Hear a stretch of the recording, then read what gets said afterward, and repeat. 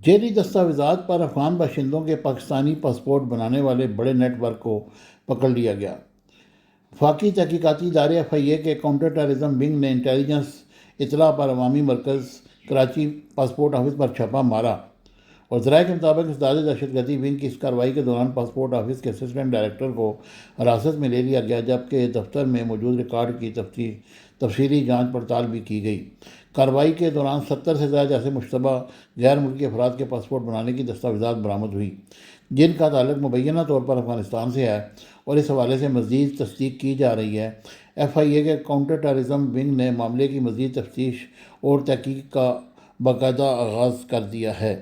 واضح رہے کہ اس طرح کے اکثر معاملات ہوتے رہتے ہیں، اور یہ لوگ پیسے پکڑ کر افغانیوں کو